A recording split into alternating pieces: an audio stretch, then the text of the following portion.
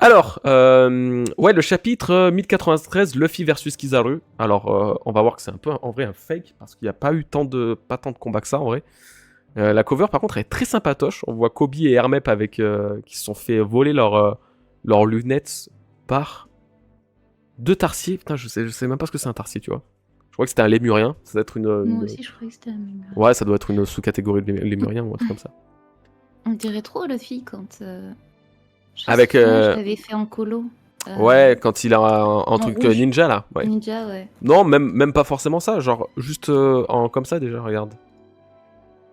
Si je dis pas de conneries, c'est 60... Ah, c'est 70, il me semble. Regarde, on dirait Luffy comme ça. Regarde. Ici, là. Tu vois, quand il met sa petite lunette. Ici, je sais pas si tu vois. Ah ouais, celui-là, ouais, c'est vrai. Tu vois, ça y fait un peu Moi, penser. j'avais l'autre avec les lunettes rouges. Ouais.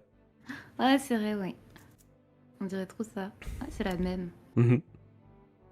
D'ailleurs, je me demande toujours à quoi servent les lunettes de Hermep, là. S'il y a vraiment un vrai truc ou quoi, ou si c'est juste pour le style. Parce que, bon, pour le style, ouais, ça lui donne un petit côté... elle est badass, mais je sais pas s'il y a vraiment une utilité. Je sais pas si c'est même une ref à des lunettes qui existent déjà, ou à un objet qui est utilisé pour je ne sais quoi. Aucune idée. Si vous avez la ref, hein, n'hésitez pas. Ok, donc du coup, on commence avec le Luffy géant qui se tape une barre en prenant Kizaru quand même dans ses mains. C'est des situations, moi, que je trouve toujours autant. Ah, c'est vraiment un jouet, c'est. Une poupée. Ouais, c'est ça. On dirait, tu sais, que là, Luffy, c'est une gamine qui a pris dans sa maison de poupée sa Barbie, là. c'est littéralement ça. Donc, alors, me voilà dans de beaux draps. Là, il va lui faire le fameux coup de l'hélice, hélicoptère, ce que vous voulez, la centrifugeuse, là.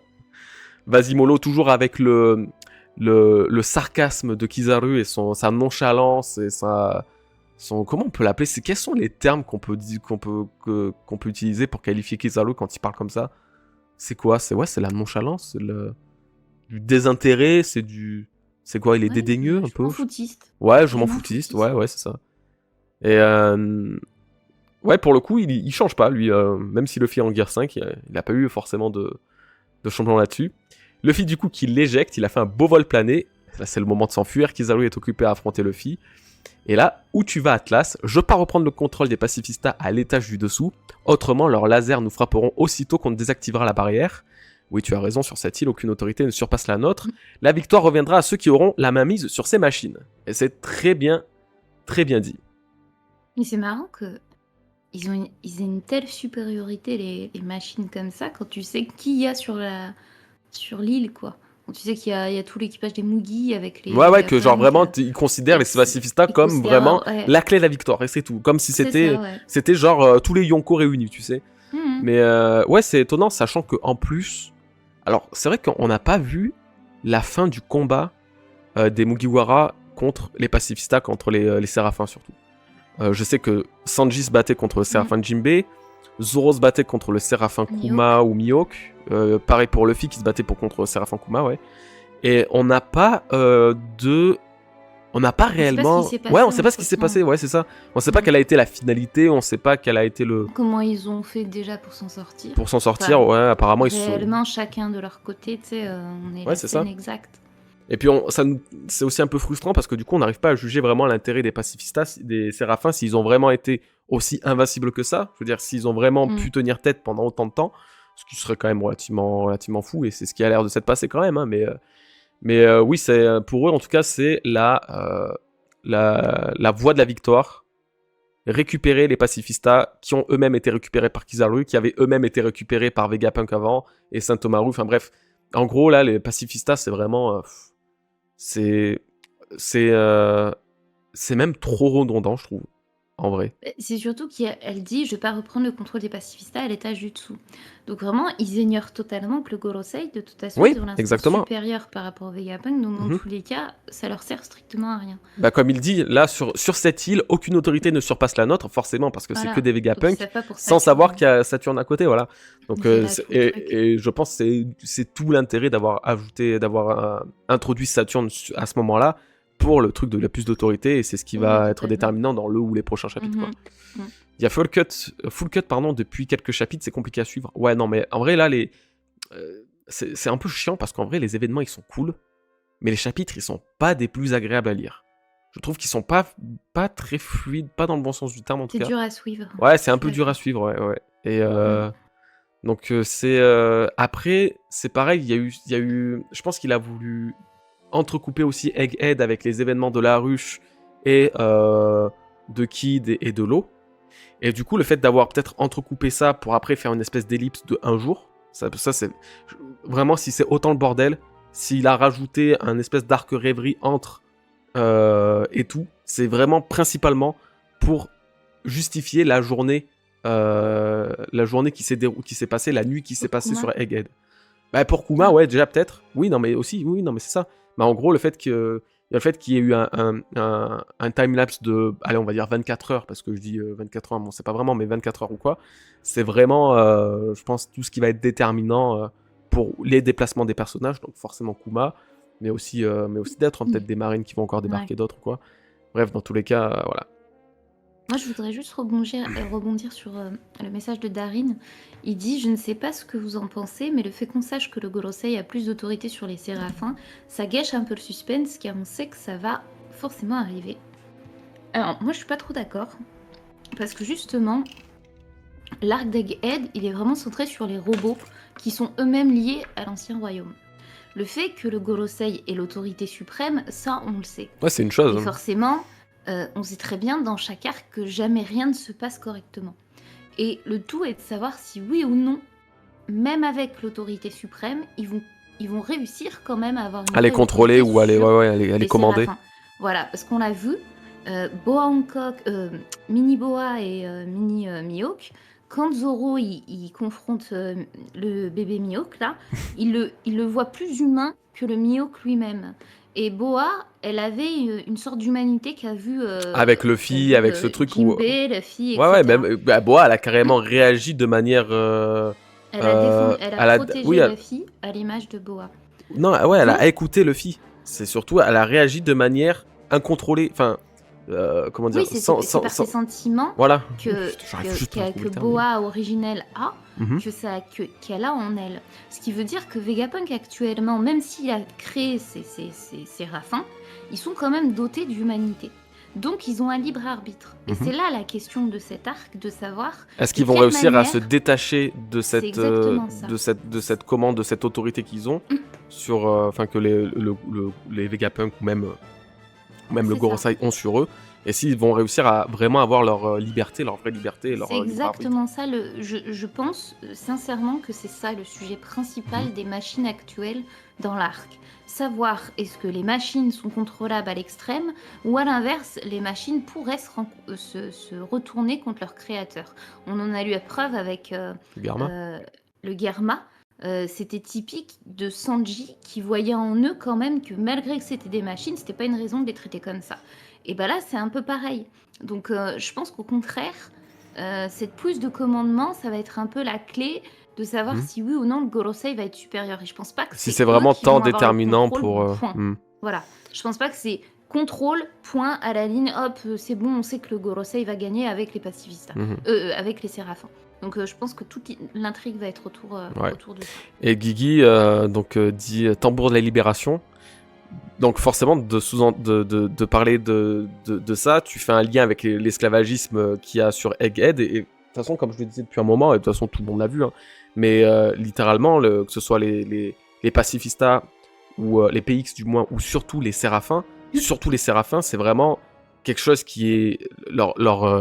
Leur présence est pas naturelle. C'est parce que ça reste quand même des êtres humains qui ont été créés, mais ils ont l'air d'avoir des émotions, ils ont l'air d'avoir tout de quoi les confondre avec des humains.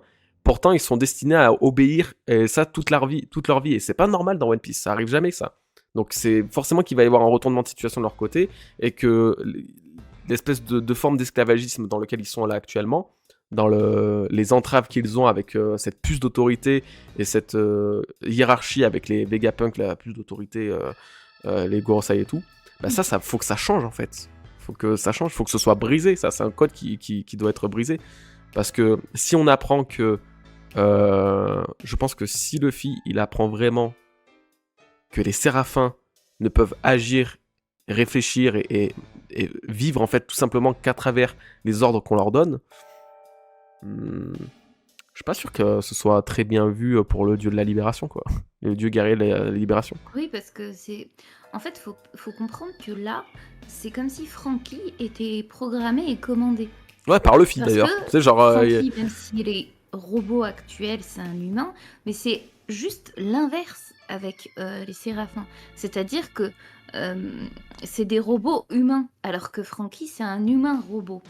Et du coup, ça n'empêche que pour Luffy, vu que lui, il fait aucune distinction, que ce soit animal, végétal, humain, etc., pour lui, c'est comme ça qu'il les considérera. Dès lors où il les verra un peu humanisés, c'est terminé. Il les considérera pas comme des robots.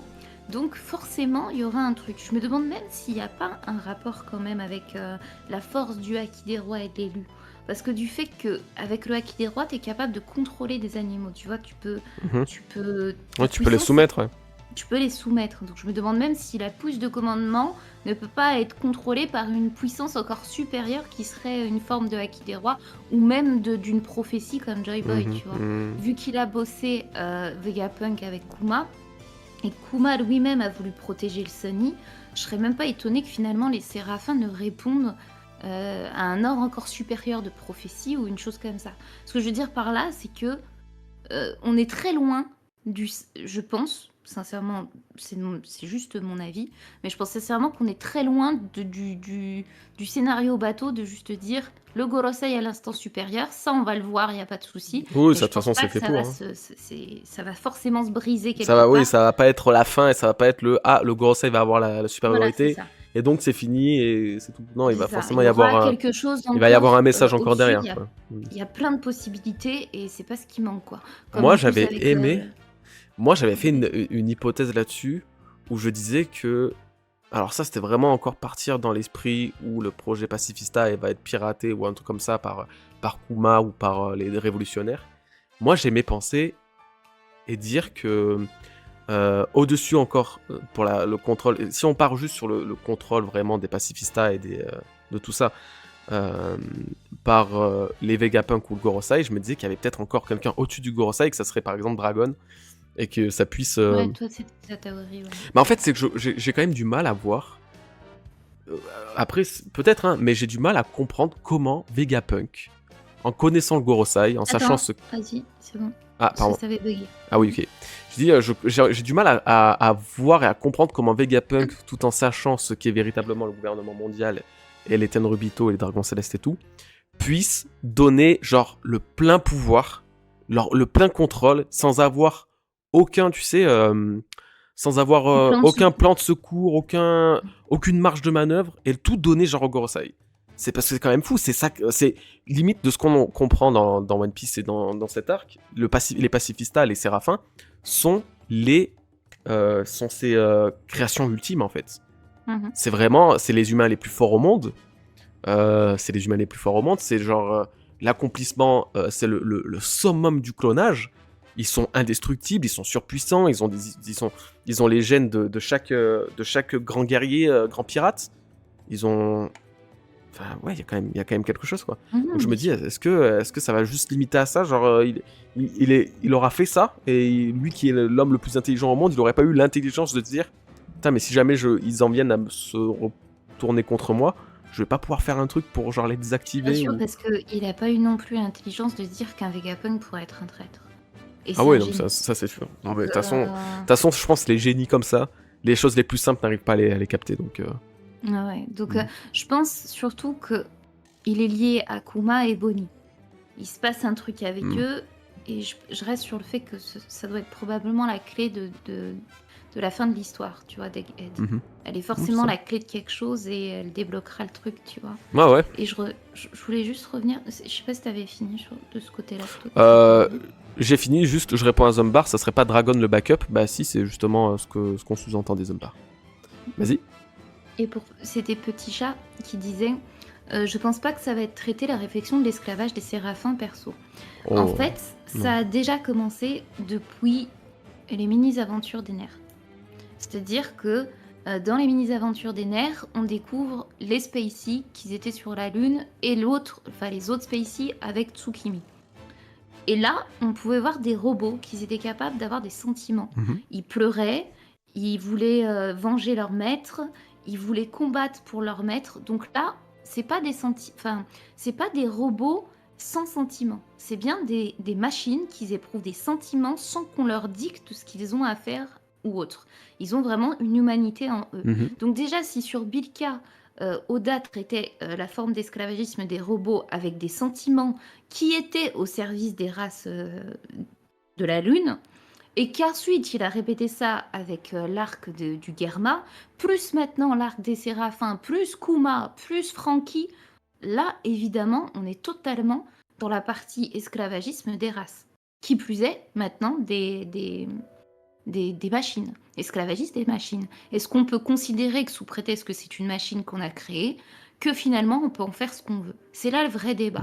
Est-ce qu'on peut parler d'une forme d'esclavagisme? Totalement. Parce qu'on s'en sert comme si c'était des moins que rien. Mais de On toute s'en sert façon, comme bouclier, on s'en sert comme tout, quoi. de toute façon, l'argument principal là-dedans, c'est la réaction qu'a eu Bo Hancock, enfin le S-Neck, il y a de ça 5 chapitres, même pas. C'est ça. Quand tu vois qu'elle était là, et finalement, qu'elle s'est totalement détachée de l'image qu'on avait d'elle, de juste un clone ou un robot qui obéit aux ordres comme ça, ben non, en fait, elle est pas du tout comme ça. Elle a vraiment sa conscience, et à partir du moment où elle a sa conscience, ça la différencie d'un être créé pour... c'est pas juste un robot fait pour accomplir les ordres qu'on lui demande, les faire. C'est vraiment, elle a son truc. Elle pourrait vivre là, tu pourrais limite la lâcher dans la nature, elle pourrait vivre sa vie, elle rencontrerait le flic, elle retomberait T'as amoureuse l'exemple parfait avec le clone de Bakin, Stussy. Elle a fait sa vie, elle a clairement fait sa vie, elle a été en liberté et elle a fait son petit micmac, quoi. Au point même de Donc, savoir, vraiment. de pré-shot, de trahir une organisation, pour revenir près de Vegapunk. Enfin bref, c'est fou, mais oui. Enfin, faut bien se rendre compte que les Mugiwara, faut pas, je sais plus, j'avais lu pour les Mugiwara, faut pas oublier que Nico Robin, Franky, Usopp, etc., ils avaient pleuré pour Ryonosuke, le dessin du dragon qu'avait fait Kanjuro. C'était un dessin, une peinture, hein. Le truc le plus claqué. Ils ont pleuré et lui ont dressé une tombe. Nico Robin est allé jusqu'à dresser une tombe à une peinture.